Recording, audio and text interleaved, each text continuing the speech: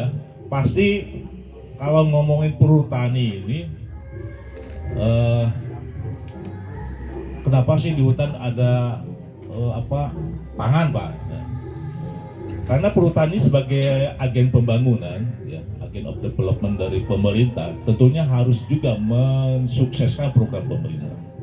Jadi pemerintah ini sekarang sedang gencarnya terkait dengan swasembada pangan. Itu juga kan untuk mendorong terkait dengan program MPG-nya yang sedang di di programnya unggulan Pak Presiden kita, Pak Prabowo. Ya. Nah, jadi swasembada pangan ini termasuk di dalamnya adalah untuk mensukseskan program makan bergizi gratis MPG. Nah, tentunya kalau bicara lahan-lahan yang masih bisa dikolaborasikan untuk program swasembada pangan, ya di Jawa ini kalau tidak perhutani ya pada PTPN ini, Pak. Ya. Kalau nggak perhutani ya PTPN. Dan saya yakin lah PTPN juga pasti ikut mensupport terkait dengan program swasembada pangan yang dicanangkan oleh pemerintah. Nah, jadi jangan kaget kalau misalnya di hutan ada padi dan sebagainya, yaitu bagian dari sama pengelolaan hutan. Karena kami ini agen development untuk untuk ikut serta mensukseskan program pemerintah untuk swasembada pangan dan sebagainya. Dan kalau kita melihat, Pak, dari keberadaan hutan di Jawa, ya, ini kalau dilihat dari demografinya, ya, penduduk Indonesia itu 300 juta, ya, hampir kalau nggak salah 60-70% kan ada di Pulau Jawa, Pak. Sementara luas daratan Jawa sendiri kalau dari NKRI kurang lebih 20%. Artinya begitu tekanan sosialnya, lingkungannya terhadap keberadaan hutan itu sangat tinggi. Dan kami tidak mungkin bisa memagari hutan itu dengan tembok seperti yang diisukan sekarang, nggak bisa, Pak. Jadi kami memagari hutan itu ya dengan keterlibatan masyarakat. Tentunya mengikuti kaidah yang sudah ditetapkan oleh pemerintah melalui perhutani. Ya. Jadi seperti yang tadi oleh Pak Eka disampaikan, leuweungnya hejo rakyatnya memang harus begitu, Pak, untuk menjaga hutan, Pak. Jadi ada sebuah keterlibatan masyarakat untuk sama-sama menjaga hutan. Lain leuweungnya hejo rakyatna lalajo, Pak. Mohon maaf. Ya kalau hutan tidak ada akses masyarakat disebut masyarakat ke dalamnya, berarti leuweungnya hejo tapi rakyatnya lalajo. Gitu, Pak. Tapi kami berkolaborasi dengan masyarakat, leuweungnya terpelihara, lestari, hejo, tapi masyarakat juga bisa meningkat pendapatan kesehatan dan sebagainya. Itu, Pak, yang kami sebetulnya ini bukan barang baru buat perhutani, Pak. Ini sudah senior kami sudah mengajarkan di mentor kami. Jadi yang namanya keterlibatan masyarakat itu sejak tahun 73, Pak, di kami ini. Ya, lebih tua, mohon izin, Pak, dari kementerian lebih tua dari lahirnya kementerian. Ya. Kemudian kan lahir 78, Pak. Jadi di kami ini 73 itu sudah kita berkolaborasi dengan masyarakat. Yang lewat program Mama Malu, Marang Magelang, Mantri Lurah dan sebagainya. Karena kami menyadari, Pak, dengan banyaknya manusia Indonesia di Pulau Jawa, tentunya harus melibatkan masyarakat, berkolaborasi dengan masyarakat. Nah, seperti itu, Pak. Jadi yang sekarang kan mungkin namanya itu perhutanan sosial, Pak. Ya. Kalau dulu kami menamanya ya sama, sebetulnya kami tahun 73 itu perhutanan sosial, Pak. Berkembangnya seiring zaman, kemudian muncul PMDH, pembangunan masyarakat dalam hutan, kesininya PHBM, dan kembali ke PS. Jadi secara substansinya sama, saya pikir dari rentang tahun 73 sampai sekarang, ya, keberadaan hutan itu bisa lestari, bisa memberikan manfaat buat masyarakat yang ada di sekitar, ya, melalui program-program tersebut. Jadi casingnya berbeda tapi substansi sama sebetulnya. Sama, Pak, Hutsos sama lah, kalau menurut saya sama. Jadi kita jangan terjebak dengan dikotomi. Jadi tidak ada perbedaan antara Hutsos dengan PHBM sebetulnya, ya, tapi karena kami ini agen pemerintah, ya kita ngikuti apa yang digariskan oleh kebijakan oleh pemerintah dan oleh Kementerian Kehutanan. Itu, Pak, ya. Jadi program-program ketahanan pangan itu memang kita memberikan akses kepada masyarakat untuk sama-sama bisa memanfaatkan hutan untuk meningkatkan pendapatannya lah dalam hal bertani. Itu, Pak, ya, terkait dengan masyarakat yang ada di hutan. Nah, Dan kami di Perhutani, Pak, ketika kita membuat rancang bangun pengelolaan hutan, kami tidak meninggalkan masyarakat, Pak. Tidak meninggalkan masyarakat. Makanya kami ada istilah perencanaan partisipatif, PRA, Participative Rural Operation. Jadi kami melibatkan masyarakat. Jadi di situ ada kompromi-kompromi sosial, juga kompromi-kompromi teknis, Pak. Nah, sosial ini kita akomodir misalnya di jarak tanam. Jadi kita memberikan ruang yang cukup untuk masyarakat memanfaatkan hutan melalui bercocok tanam. Nah, itu kompromi sosial kami, Pak. Ya, jadi ya endingnya, goalnya ya kami harapkan ya sampai akhir daur itu kalau di istilah umum mungkin pas ditebang nanti hutannya itu bisa bisa dipanen dan masyarakat tidak ditinggalkan. Kalau senior kami dulu istilahnya lebih becik pagar mangkok tinimbang pagar tembok. Jadi untuk menjaga hutan itu ya dengan cara membuat perut masyarakat kenyang, ya kenyang dengan program, tapi bukan kenyang dengan model-model sinterklas. Itu tidak mendidik. Jadi kita melibatkan masyarakat, ya sama-sama menjaga hutan, masyarakat kita berikan akses untuk memanfaatkan. Tentunya sekali lagi dengan kaidah-kaidah yang kita sepakati lewat perencanaan partisipatif. Nah itu Pak Eka, Ibu dan Bapak sekalian yang kami informasikan ya. Nah untuk selanjutnya karena tadi disentil oleh Pak Eka sebetulnya hutan Perhutani sekarang yang dipangku berapa sih yang dikelola? Diurai aja Pak. Ya, karena saya bukan mewakili Pak Dirut PLT, saya tidak akan berbicara secara korporat, Pak. Saya lebih skupnya lebih kecil, Pak. Ya, lebih di lebih Jawa Barat. Ya, saya keliru kalau nanti mewakili Pak Dirut. Nggak apa-apa, catat juga Pak. Ini informasi publik kok Pak. Biar jelas juga, makanya Siap, Pak di sini siap. juga saya tengahi dulu. Makanya kita undang Babinsa untuk hadir Pak. Siap. Gitu. Tenang aja Pak. Luas kelola kami Pak, sebelum adanya SK 1013 dan SK 287, jadi luas kita itu seluas yang disampaikan tadi Pak, kurang lebih 800-an. Mohon maaf, 690.000 hektar di Jawa Barat ya? Di Jawa Barat dan Banten Pak, karena kami wilayah kerjanya ada di Jawa Barat dan ada di Provinsi Banten. Nah itu luasnya 690.000 Pak. Nah, hutan yang kami kelola ini fungsinya hutan produksi dan hutan lindung. Ya beda dengan bapak-bapak dari BKSDA, hutannya konservasi itu derajatnya lebih tinggi lagi Pak, lebih tinggi lagi. Ya, kalau hutan lindung dan hutan produksi, masyarakat masih diberikan akses masuk, ya untuk sama-sama untuk bisa memanfaatkan hutan. Nah, sejak tahun 2022 kalau nggak salah, muncullah SK Menteri Kehutanan 1013 yang mengatur terkait dengan wilayah kerja Perum Perhutani, dan 287 yang terkait dengan kelola HDPK, kelola hutan dengan pengelolaan khusus, kawasan hutan dengan pengelolaan khusus HDPK. Nah, sekarang SKS tersebut itu direvisi lagi. Ya, jadi Junto 1013 dengan SK 148 2025. Baru Pak, masih hangat Pak. Berapa? SK terbaru. 148 2025. Itu Junto dari 1013 yang mengatur terkait dengan areal kerja perhutani. Nah, kalau yang 149-nya itu juga terkait dengan SK 287 yang mengatur areal kawasan hutan dengan pengelolaan khusus KDP.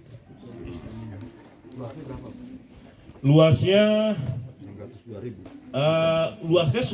sudah tersirat dengan jelas di SK tersebut. Nah, kalau perhutani ya itu luasnya 315.856 hektar. Kalau KDPK 373.701 hektar. Jadi secara persentase lebih luas KDPK daripada luas perhutani Jawa Barat dan Banten. Berapa bentuk perhutani? Petanya disampaikan petanya itu juga enggak? Hanya keluasan aja. Kalau itu kan yang nerima direksi Pak. Yang nerima direksi, kami belum nerima. Petanya belum nerima. SK-nya terima tapi petanya belum dilampirkan. Tahu saya Pak. Tapi nanti saya konfirmasi lagi Pak. Takut keliru Pak ya. Takut keliru. Mudah-mudahan belum ada. Ya. 300 berapa Pak? Itu dari status hutan lindung atau Dua-duanya Pak. Ada yang hutan lindung, ada yang hutan produksi. Ya. Komposisinya rinciannya berapa ya? Oke, lanjut. Saya pikir itu karena itu SK ya. SK itu kan pasti dari Kementerian sudah sudah di-upload di website ya. Saya pikir semua bisa mengakses ya. Karena itu informasi publik ya. Dan itu juga kebijakan pemerintah sudah dipublikasi. Jadi kalau Bapak ingin lebih detail, lebih rinci, silakan saja Pak mendownload ya, mengunduh di portalnya resmi Kementerian Kehutanan. Saya pikir pasti ada produk-produk hukum itu kan sudah bisa diakses oleh publik. Jadi kami hanya menyampaikan nomornya saja Pak. Jadi terkait 1013 dan 287 sekarang sudah ada lanjutannya ya, Junto 148 dan 149 tahun 2025.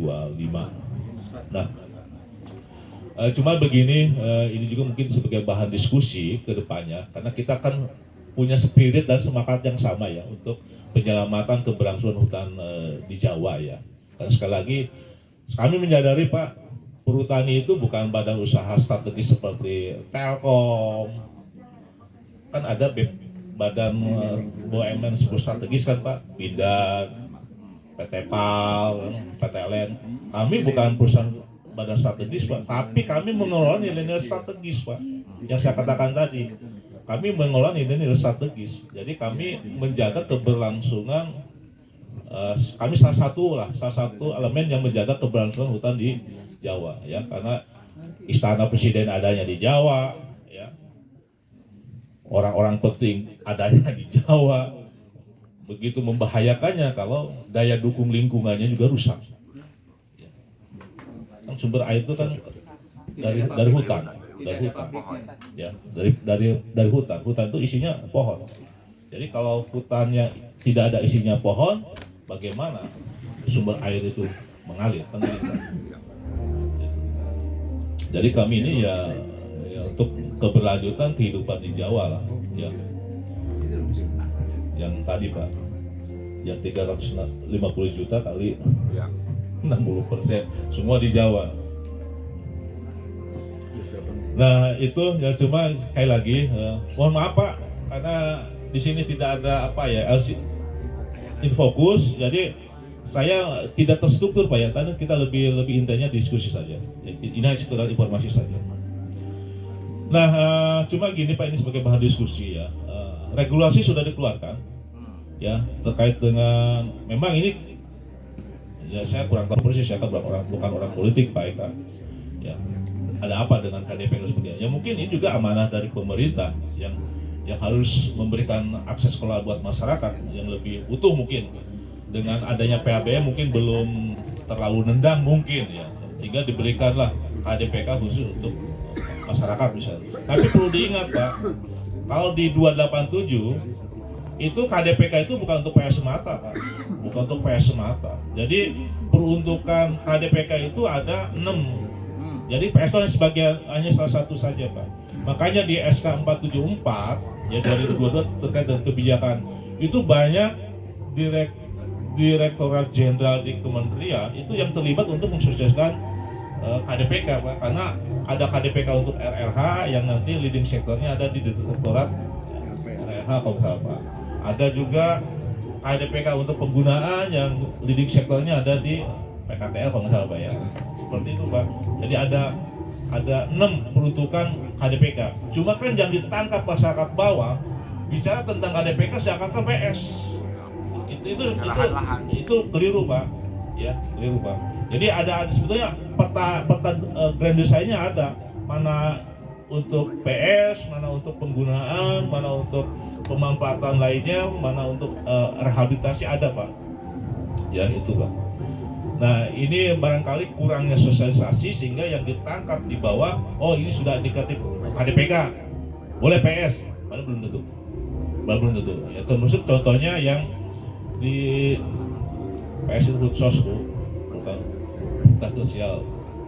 Nah contohnya ada KDPK yang di wilayah Pak Yuswan di Kawah Putih, ya Kawah Putih di Ranca Upas, tapi itu KDPK bukan untuk PS, KDPK untuk RRH, jadi untuk rehabilitasi hutan. Ya, jadi itu Pak. Ya mungkin karena kurangnya sosialisasi, seakan-akan kalau mendengar KDPK, oh untuk PS, enggak juga. Diserahkan ke rakyat. Nah, kemudian juga ada aturannya Pak, aturannya ketika itu sudah indikatif KDPK, ternyata di Permen 4 2003 tanggung jawabnya melekat masih di Perhutani Bu, masih di Perhutani, ya. Walaupun itu indikatif KDPK Pak, itu tanggung jawabnya masih melekat di Perhutani Pak, termasuk bayar PBB-nya Pak. Ini yang kami keberatan gitu. Hutannya sudah lepas tapi bayar PBB masih melekat di Perhutani. Kemarin kami dapat tagihan dari pajak Pratama. Nah, ini sedang kita negosiasikan. Ya. Jadi ada aturan-aturan yang memang harus diikuti ya. Nah, contoh KDPK misalnya Pak. Nah, itu semua diatur lah di Permen 4 2023. Nah, contoh misalnya di KDPK di situ ada aset perhutani, bisa aset tetap maupun tidak tetap. Contohnya ada bangunan dulu di situ mungkin banyak juga terjadi Pak Eka. Dulu perhutani membangun pabrik Jatimungkul, investasi sendiri. Tahu-tahu jadi KDPK Pak. Kayu putih ya? Iya Pak, areanya KDPK. Padahal di situ kita punya pabrik. Nah, akhirnya itu diatur di Permen 4 2023. Jadi ketika di KDPK ada aset perhutani, tetap itu milik perhutani. Milik perhutani Pak. Ya, artinya kayu putih masih bertahan. Iya, tanaman itu sebagai aset tetap milik perhutani Pak, termasuk pinus dan sebagainya. Nah, seperti itu Pak. Jadi itu diatur di pasal 9293 Permen 4 2023. Nah, tetapi ketika di situ ada aset perhutani dan di lokasinya sudah diberikan ya surat izin persetujuan pemegang PS KDPK, jadi namanya itu bukan sertifikat Pak, persetujuan pemegang PS KDPK, ya sesuai dengan letterlah yang tersirat di dalam peraturan. Masa berlakunya berapa tahun? Yang mana Pak? Itu surat tadi barusan. Masa berlakunya 20 tahun atau 35. 35 tahun? 35. Ditafsirkan oleh masyarakat. Izin Pak dari PSKI kalau saya keliru mohon diluruskan Pak. Nah seperti itu Pak. Jadi tetap kalau misalnya di area KDPK ada aset perhutani dan di situ sudah diterbitkan surat persetujuan pengelolaan PS KDPK, itu harus kerjasama. Tapi kalau di situ belum ada pemegang persetujuan PS, itu tetap masih ada di bawah kontrol PSKL, mungkin di bawahnya balai mungkin Pak ya, balai PSKL. Kalau di sini kan sudah ada, kalau nggak salah balai PSKL itu di Bogor Pak. Kalau dulu kan semua Jawa itu ada di Jogja, sekarang ada 2 seingat saya. Itu Pak, jadi barangkali memang PR kita semua ya, khususnya PSKL yang leading sektor untuk PS dan kami yang sebagai pengelola awal.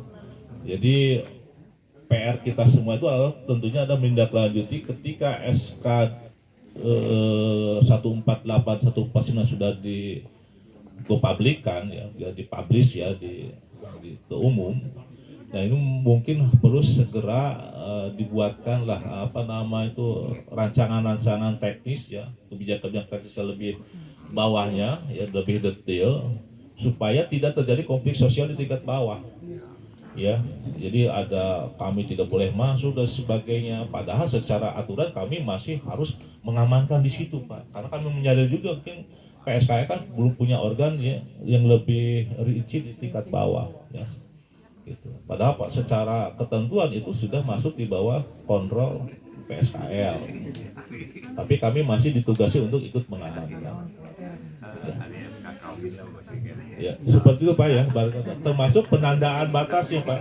Jadi Dulu kan kami kalau wilayah kami itu kan ada pal batas untuk menandakan oh ini wilayah perhutani. Nah, mungkin kedepannya ini juga harus dilengkapi dengan penandaan batas supaya ketahuan oh ini pagernya, oh ini rumah orang, ini rumah kami, dan jelas Pak. Parah. Jadi itu Pak, barangkali ya saran kami ya supaya untuk menghindari terjadinya konflik-konflik sosial konflik-konflik horizontal dan sosial di tingkat bawah. Artinya kebijakan ini perlu segera ditindaklanjuti dengan kebijakan teknis di bawahnya. Ya, kalau itu sudah menjadi ketentuan pemerintah ya kita samina wa atona ya, kita ngikutin Pak. Ya. Kita mengikuti lah. Kalau kita ini nanti kita disebut pembangkang Pak. Nah, ya. Jadi kita mengikuti. Cuma sekali lagi ya harus segera supaya tidak terjadi konflik sosial. Jadi diakui ada konflik. Kenapa? Diakui memang ada. Memang ya, kami mengakui Pak. Alhamdulillah kalau di Jawa Barat tidak ada. Oh, mungkin kami yang belum monitor. Yang ramai itu di Jawa Tengah. Ya, di Jawa Tengah ramai Pak dengan pendamping Rejo Semut Ireng. Ya. Karena itu lucu juga, memang saya katakan lucu. Ketika SK 1013 yang mengatur wilayah perhutani sudah ada, 287 sudah ada KTPK, muncul lagi SK 185, 192 untuk mengakomodir keinginan Raja Umurtirang di SK 1013. Nah ini kan Kacau. apa ini? Seperti apa? Tumpah tindih. Yang nggak tahu Pak. Ini